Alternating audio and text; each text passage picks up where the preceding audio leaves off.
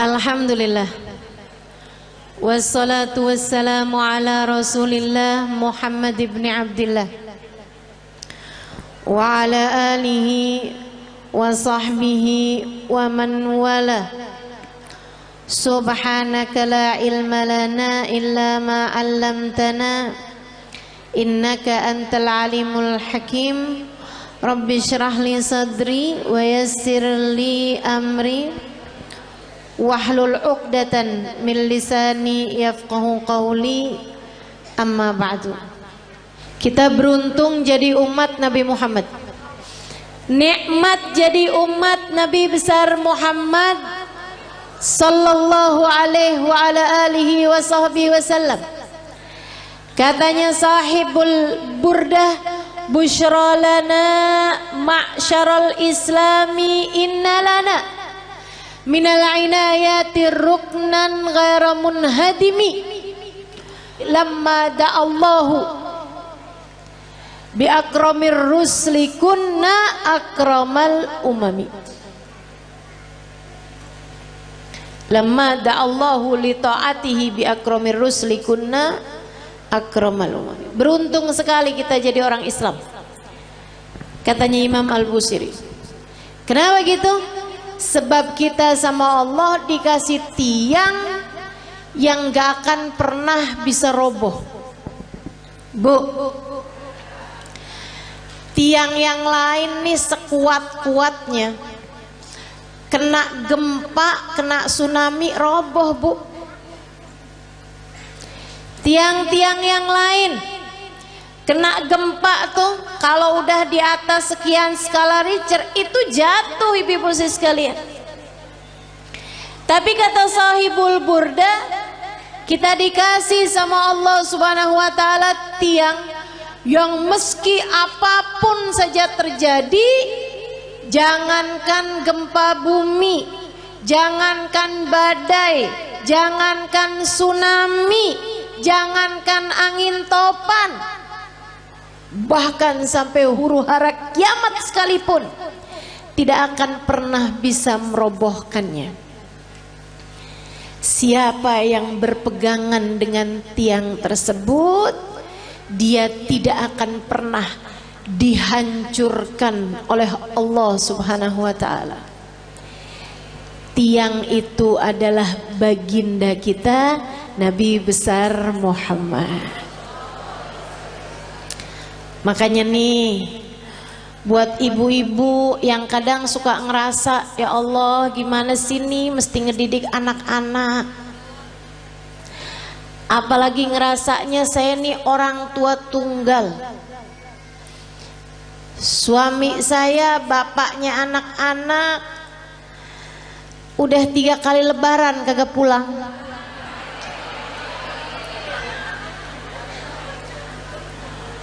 Ada lagi yang kami sudah berpisah di tengah jalan karena tidak ada kecocokan. Ada lagi yang memang ajal keburu mendatanginya, sehingga di masa Covid kemarin meninggal dunia, meninggalkan anak-anak yang menjadi yatim. Sekarang saya yang mesti membesarkan mereka seorang diri. Ibu-ibu saudariku sekalian, kamu sandaran aja, tapi sandarannya jangan sama yang lemah. Kalau kamu sekedar nyari suami lagi gitu ya, sampai mengusahakan hidung kurang mancung dioperasi, kulit mulai keriput ditarik benang, biar cakepan bibir disulam. Saya jadi ngebayangin tuh muka apa kain, tarik benang, sulam, udah jadi kayak kain bu. Terlama-lama ada bordir nih.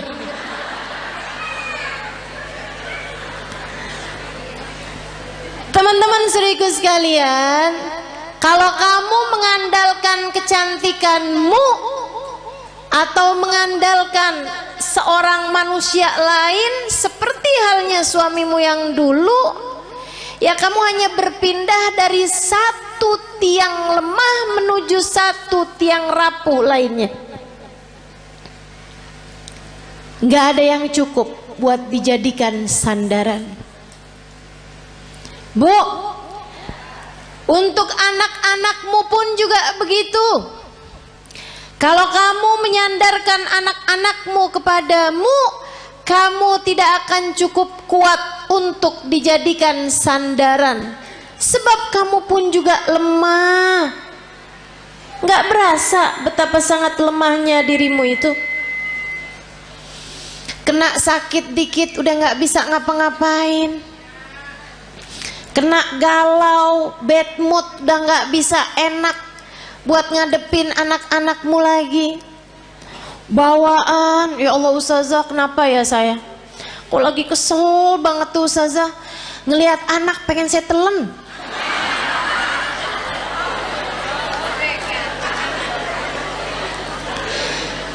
Teman-teman sekalian yang saya muliakan, karena kamu adalah tiang yang tidak cukup kuat untuk menjadi sandaran anak-anakmu. Kamu udah tahu tiangnya itu siapa? Tiangnya adalah Nabimu Muhammad. Para istri, jangan andalkan dirimu untuk kebahagiaan rumah tanggamu. Saya cantik, suami mana yang bisa berpaling dari saya? Oh, apa artinya kecantikanmu itu? Lagian Bu, waktunya tuh bentar banget yang namanya cakepnya dunia tuh. Betul nggak? Kena jerawat udah nggak jadi cakep. Apalagi banyak nih anak-anak zaman sekarang nih, dia bilang saya cantik karena turunan. Kok sekarang nggak cantik? Karena sekarang tanjakan.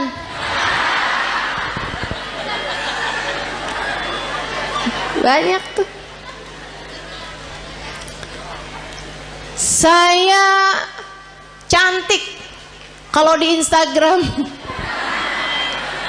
Begitu lihat aslinya kagak. Kenapa gitu? Pakai filter banyak banget.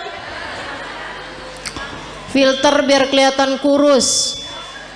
Filter biar kelihatan mulus. Aduh. Jangan andalkan kecantikanmu. Ia sangatlah rapuh. Saya perempuan yang pinter. Pinter apa? Pinter nyari duit. Maksudnya kamu kerja gitu? Enggak, di mana aja suami saya nyembunyiin saya ketemu aja. Pinter nyari duit ya. Jangan andalkan kepandaianmu teman-teman seriku sekalian. Ianya sangat lemah sekali. Rapuh banget. Rapuh. Gak jadi apa-apa. Untuk bisa bikin rumah tanggamu harmonis, rumah tanggamu dalam damai, kamu perlu tiang yang kuat untuk jadi sandaran. Sandaranmu dan sandaran suamimu juga. Untuk jadi orang tua, kamu perlu sandaran. Tidak cukup dirimu itu. Dirimu lemah, dirimu tak berdaya, dirimu rapuh. Teman-teman saya sekalian, kalian perlu tiang yang lebih kuat. Ustazah, ibadah saya banyak kok. Saya akan baik-baik saja Ustazah dengan ibadah saya. Enggak. Seberapa banyak kamu bisa ibadah? Apa yang kamu andalkan dari ibadahmu? Udah deh, saya tahu. Modelannya yang kalau tahajud nguapnya lebih banyak daripada rakaatnya. Tahu saya. Model-modelan beginian nih.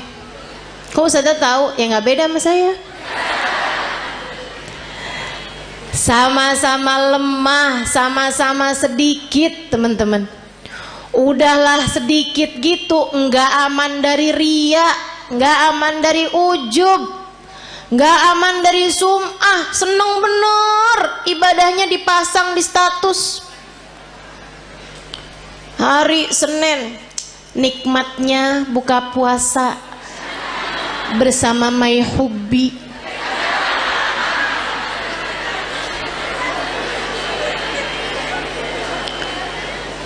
Bangun tahajud jam 2, nulis di status, ibadah terbaik adalah sholat di waktu malam.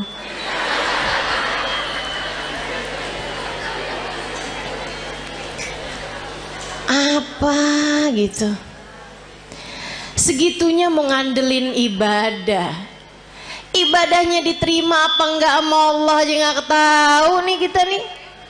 Nggak kena, nggak cukup teman-teman saya sekalian, nggak cukup. Baru tahajud berapa malam doang, kalau pagi-pagi kelihatan lemes banget. Tanyain sama suaminya, kok kamu belakangan lemes mulu sih? Ya ampun bang, nggak tahu apa bang. Dari jam 2 nih bang, sampai subuh. Masya Allah. Teman-teman sekalian yang saya muliakan, nggak bisa, nggak cukup ngandelin ibadah, nggak cukup. Ibadah kita nggak seberapa. Andalan kita nih cuman satu. Kita punya tiang bernama Nabi Muhammad. Cukup tuh dijadiin andalan. Gimana nggak cukup? Yang pegang kunci surga. Gimana nggak cukup? Pejabat tertinggi di akhirat. Gimana nggak cukup? Emang iya Ustazah? Pak kamu belum tahu? Teman-teman sekalian, dengarkan sabda Nabi Muhammad dalam Bukhari. Katanya Nabi Muhammad, Ana sayyid walad Adam wala fakhr. Aku adalah pemimpin seluruh umat manusia dan aku tak berbangga atas hal tersebut. Nabi bilang saya jadiin sama Allah dipilih jadi pemimpin seluruh umat manusia, rajanya semua umat manusia. Kapan? Ntar di akhirat teman-teman. Ntar di akhirat. Adam wa man dunahu tahta liwa'i yaumal qiyamah. Nabi Adam dan nabi-nabi yang sesudahnya hanya akan berada di belakang bendera Nabi Muhammad sallallahu alaihi wasallam. Nanti di akhirat tuh orang mengukur kemuliaan mereka dengan seberapa dekat tempat mereka dari Nabi Muhammad. Orang tuh tahu nilainya di hadapan Allah seberapa. Rankingnya di hadapan Allah tuh seberapa, rapotnya tuh seberapa, itu lihatnya dari seberapa jaraknya dari Nabi besar Muhammad. Al-kul yatamanna an yashum turaba. Di akhirat nanti orang berharap kepengen bisa nyium tanah yang habis diinjak sama Nabi Muhammad. Teman-teman saya sekalian, pejabat tertinggi akhirat Nabi besar Muhammad sallallahu alaihi wasallam. Orang kan kalau orang soleh itu para wali. Di atasnya para wali, para nabi. Di atasnya para nabi, para rasul. Di atasnya para rasul, rasul yang nama mereka disebut dalam Al-Quran. Ada 25 rasul. Di antara mereka ulul azmi, 5 sahabat besar, 5 para rasul terbesar. Nabi Ibrahim, Nabi Nuh, Nabi Musa, Nabi Isa. Itu semuanya adanya di belakang benderanya Nabi Muhammad. Nabi Muhammad pimpinan dari semuanya, teman-teman sekalian. Gimana nggak cukup kamu jadiin andalan? Orang kalau tinggal nih di Indonesia nih, terus dia itu deket sama presiden, Urusan jadi gampang, betul? Saudara sekalian saya muliakan. Nah, saya kasih tahu, pejabat paling tinggi di akhirat itu adalah Nabi Muhammad. Maka gampang banget. Pengen selamat gampang. Pengen bahagia gampang. Pengen mulia gampang. Yang dekat sama Nabi Muhammad. Pengen selamat gampang. Sandaran, teman-teman saya sekalian. Pengen rileks gampang. Sandaran. Tapi yang kamu sandarin harus yang kuat, yaitu Nabi besar Muhammad. Allah telah memilihnya untuk menjadi seseorang yang cukup bagi setiap orang-orang yang beriman. Nabi itu sama Allah. Di akhirat nanti Allah bikin Miftahul jannah biyadi wala fakhr. Kata Nabi nih, tar di akhirat kunci surga saya yang pegang. Nabi yang pegang kunci surga. Makanya gak ada ceritanya orang bisa masuk surga sebelum Nabi Muhammad. Palingan bisa ngantri depan pintu surga. Tapi yang ngebuka surga tetap Nabi besar Muhammad sallallahu alaihi wasallam. Nabi buka pintu surga. Tapi Nabi habis itu bilang kayak begini, wala fakhr, kata Nabi. Tapi saya nggak bangga. Saya jadi pemimpin seluruh umat manusia. Saya nggak bangga. Kunci surga saya yang pegang. Saya nggak bangga. Terus apa sih yang bisa bikin bangga Nabi Muhammad? Apa sih yang bisa bikin Nabi Muhammad tuh hatinya jadi lega, seneng gitu? Geret ainu, hatinya jadi lega, hatinya jadi tentram, hatinya jadi damai, hatinya jadi bangga, besar hati. Adakah hal yang bisa membuat Nabi Muhammad berlega hati, berlapang hati, berbangga hati? Ada, teman-teman. Apa itu? Dengerin. Tanakahu takthuru fa inni mubahin bikumul umam yaumal qiyamah. Nabi Muhammad bilang, tanakahu, pada nikah lagi kalian umat saya. Biar kenapa Rasul? Takthuru, biar kalian jadi banyak. Orang nikah suami atu, bini atu, anak lahir 6. Apalagi orang zaman dulu ya, 13. Jadi sekalian, tanakahu kata Nabi, pada nikahlah kalian, takthuru, biar kalian jadi banyak. Emang apa Rasul? Fa ini mubahin bikumul umam yaumal qiyamah, karena aku akan berbangga dengan banyaknya kalian, jumlah umat saya di akhirat nanti. Nabi dipegangin kunci surga kagak bangga. Nabi jadi orang pertama melewati jembatan, orang pertama masuk surga, Nabi nggak bangga. Nabi dijadikan pejabat tertinggi di akhirat, pemimpin seluruh umat manusia, Nabi nggak bangga. Nabi dijadikan yang terdepan, nabi-nabi yang lain hanya ada di belakang benderanya Nabi Muhammad, Nabi nggak bangga. Yang dibanggain sama Nabi kita. Nggak GR. Saya sih iya. Jadi nggak ada yang bisa bikin saya harus minder di atas muka bumi ini. Sebab saya umat Nabi Muhammad. Saya yang diinginkan keselamatannya di akhirat nanti oleh Nabi Muhammad. Saya yang kalau ada apa-apa Nabi Muhammad berkenan sujud kepada Allah untuk menyelamatkan saya. Termasuk kamu.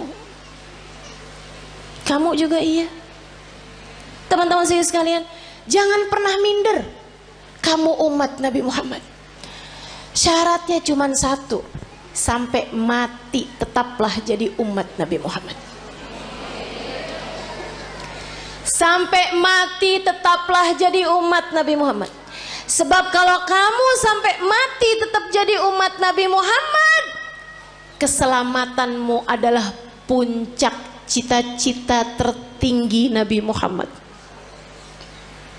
Kalau kamu mati bawa iman, bawa Islam, bawa cinta di hati kamu, nabimu tidak berkenan menikmati surga sebelum kamu masuk di dalam surga. Mau iri sama siapa kita? Kita yang disayang-sayang sama Nabi Muhammad. Anak-anak kita, makanya jangan berani ngomelin anak, Bu. Saya bilangin dah, ini serius nih saya nih. Serius banget. Jangan berani-berani bentak anak, apalagi bikin hati anak jadi kecil. Ibu-ibu, Nabi Muhammad sudah membesarkan hati umatnya. Anakmu adalah bagian dari umatnya. Masa kau udah dibesar-besarkan hatinya sama Nabi Muhammad, kemudian kamu tega untuk mengecilkan hati anak-anakmu sendiri?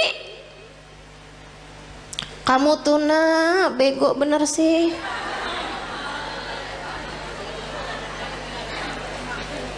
Orang-orang tuh rapotnya pada hitam semua. Nah kamu yang hitam cuman 2. Itu juga pelajaran olahraga maksenian. Ya ampun nak, mamah malu punya anak kayak kamu. Hati-hati. Nabi Muhammad tidak malu memiliki kita sebagai umatnya. Nabi Muhammad tidak malu memiliki anak-anakmu sebagai umatnya. Masakah kamu malu memiliki anak-anakmu sebagai anak-anakmu? Teman-teman saudariku sekalian yang saya muliakan, gedein hatinya. Kalau dia lagi sedih, bilangin, nak jangan sedih, kamu umat Nabi Muhammad. Tapi guru tuh gak sayang sama saya. Gak apa-apa nak, Nabi Muhammad sayang sama kamu. Si temen saya tuh gak sayang sama saya tuh. Dia tuh tadi mukul saya. Gak apa-apa nak, gak apa-apa, sama orang mah gak apa-apa. Tapi kamu harus tahu nak, kamu sebegitu disayang sama Nabi Muhammad. Datang seorang anak mas saya, dia cerita belasan tahun. Dia bilang, ustazah, saya baru tahu ustazah, ternyata saya ini adalah anak yang tidak diinginkan oleh orang tua saya. Saya bilang, maksud kamu gimana? Jadi di saat orang tua saya itu menikah, ustazah, ibu saya itu sudah hamil saya beberapa bulan. Jadi saya dikawin, ya orang tua saya kawin dari hari kelahiran, hari nikah sampai kelahiran itu cuma 7 bulan ustazah. Karena ibu saya udah terlanjur hamil duluan. Ya, saya baru tahu nih ustazah beberapa waktu yang lama ini. Baru-baru ini aja. Dia bilang, saya sedih ustazah, sedih banget. Tiap malam saya nangis ustazah. Ya Allah, orang tua saya tidak menginginkan saya lahir. Saya bilang, mereka memperlakukan kamu dengan galak, suka enggak ustazah. Saya bilang, nak, kamu tiap malam kalau tahajud atau kalau kebangun, kamu bilang, ya Allah, saya lahir tidak diinginkan oleh orang tua saya. Akan tetapi yang saya tahu, saya tidak akan ada di atas muka bumi ini tanpa izinmu, tanpa kehendakmu, tanpa maumu. Maka ya Allah, ya Allah, ya Allah, meski sesiapapun tidak menginginkan keberadaanku, Engkau ya Allah jangan pernah meninggalkan aku. Mulai netes air matanya satu-satu. Terus saya bilang lagi, Terus kamu baca sholawat sama Nabi Muhammad. Habis itu kamu bilang, ya Rasulullah, kabarnya engkau sangat sayang kepada umatmu. Orang tua saya tidak seberapa sayang sama saya. Mereka bahkan tidak mengharapkan kehadiran saya dalam kehidupan mereka. Akan tetapi yang saya dengar, engkau sangat menyayangi kami sebagai umatmu. Ya Rasulullah, sayangilah saya di saat yang lain tidak menyayangi saya. Dan Nabi itu gak pernah gak cukup buat siapapun. Nabi tidak pernah tidak cukup untuk siapapun. Cukup. Kamu kalau merasa sedih, merasa galau, merasa cemburu, merasa gak disayang, merasa gak dicinta, pasti karena kamu lupa sama Nabi Muhammad. Tapi begitu kamu ingat sama Nabi Muhammad, ya Rasulullah, makasih. Saya umatmu wahai Rasul. Saya umatmu wahai Rasul. Meski siapapun berpaling dariku, aku berharap engkau tidak akan pernah meninggalkanku. Gitu. Yang dekat sama Nabi Muhammad. Hadiah terindah yang Allah berikan dalam kehidupan kita, teman-teman. A'udzu billahi minasyaitonir rajim.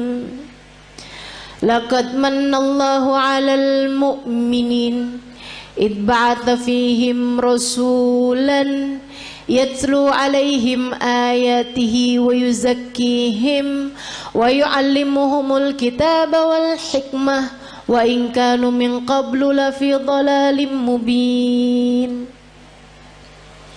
Laqad mannallahu 'alal mu'minin. Allah telah sungguh-sungguh menghadiahi hadiah terbesar bagi orang yang beriman. Apa nih hadiah terbesar yang Allah berikan kepada kita nih? Kita sebagai orang yang beriman sama Allah dikasih apa? Rumah yang mewah, mobil yang bagus, dikasih tampang yang cakep-cakep. Kayaknya enggak juga. Kita lihat orang kafir-kafir pada punya rumah besar-besar. Kita lihat orang kafir-kafir dikasih muka cakep-cakep dari kita, dikasih hidung lebih mancung-mancung dari kita, dikasih duit lebih banyak daripada kita. Ternyata bukan itu hadiah besar yang Allah berikan dalam hidup kita. Karena teman-teman, orang punya harta banyak belum tentu bahagia. Makanya Allah waktu bilang hadiah paling besar Allah berikan kepada orang yang beriman bukan harta, bukan rupa, bukan tahta. Akan tapi yang Allah bilang, ibba'atha fihim rasulan, telah aku utuskan untuk kalian Nabi Muhammad. Hadiah terbesar buat kita sekalian. Mudah-mudahan kita bisa rengkuh hadiah ini. Mudah-mudahan bisa kita deketin Nabi Muhammad. Mudah-mudahan kita bisa jadi orang yang gak ditinggalin sama Nabi Muhammad. Gimana tuh caranya Ustazah? Biar gak ditinggalin sama Nabi Muhammad. Nah, ini saya mau kasih tahu. Cara biar Nabi Muhammad gak tinggalin kita. Gimana caranya? Jangan tinggalin Nabi Muhammad. Nah, itu ada caranya. Jangan pernah tinggalin Nabi Muhammad untuk apapun dan untuk siapapun, teman-teman saudara sekalian. Jangan pernah tinggalin Nabi Muhammad untuk siapapun dan untuk apapun. Jangan tinggalin ajaran Nabi Muhammad untuk siapapun dan untuk apapun. Dulu sebelum nikah nih melaki yang ini nih, kerudungan rapi, ke tukang sayur aja nggak pernah ketinggalan. Ngejar bakso aja relaan baksonya yang pergi dah, daripada keluar nggak pakai jilbab karena nggak mahram sama tukang bakso. Giliran kawin suaminya bilang, kamu kayaknya kalau kayak pakai kerudungan kayak kelihatan lebih tua 10 tahun dah dari aslinya. Emang iya ya, ya udah deh nggak apa-apa deh, saya nggak usah kerudungan lah. Kamu tinggalkan ajaran Nabi Muhammad untuk seseorang. Kalau udah kamu tinggalin, jangan salahin siapa-siapa kalau kamu ditinggalin sama Nabi Muhammad. Ada adik-adik nih belum nikah, dia pacaran. Dek, saya bilangin, setiap kali kamu berduaan sama pacar kamu tuh, itu yang ketiganya setan. Kalau udah yang ketiganya setan, artinya nggak akan ada Nabi Muhammad. Halo? Itu udah teori pasti tuh. Itu udah prinsip pasti tuh. Nabi nggak akan mau berada dalam kumpulan ada setan di situ. Ya udah kalau gitu setannya suruh pergi Ustazah. Nah kamu terlanjur panggil. Nggak segampang itu. Nggak segampang itu. Sehingga sekalian yang saya muliakan, ma khala rajul wa imra'ah illa wa syaitan thalithuhuma.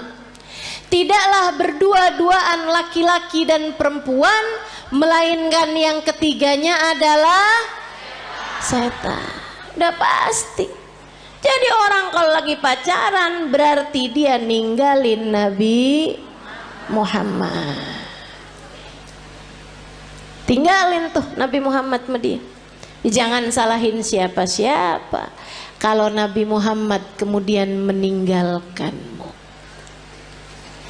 Makanya Nabi Muhammad bilang, ma yazni zani hina yazni wa huwa mu'min. Orang kalau lagi berzina saat masih dalam hari-hari dia belum bertaubat dari perzinaannya, masih ntar ketemuan lagi, ntar habis itu janjian ketemuan lagi, ntar check in hotel misalnya dan lain sebagainya. Teman-teman seriku sekalian, maka katanya Nabi Muhammad, kalau dia meninggal dunia di masa-masa itu, tidak akan meninggal dunia sebagai orang yang beriman. Imannya udah kecabut dari dalam hatinya, na'udzubillah. Jangan. Maka adik-adik, ini ada nggak sini orangnya? Perasaan depan saya banyak nenek-nenek nih. Emang zaman sekarang tuh umur perempuan suka nggak kelihatan. Kalau dari muka nih suka nggak kelihatan dah emang. Ya, kelihatannya dari dengkul. Kalau udah per 15 menit ganti posisi, tuh. Kalau udah yang mau berdiri perlu bantuan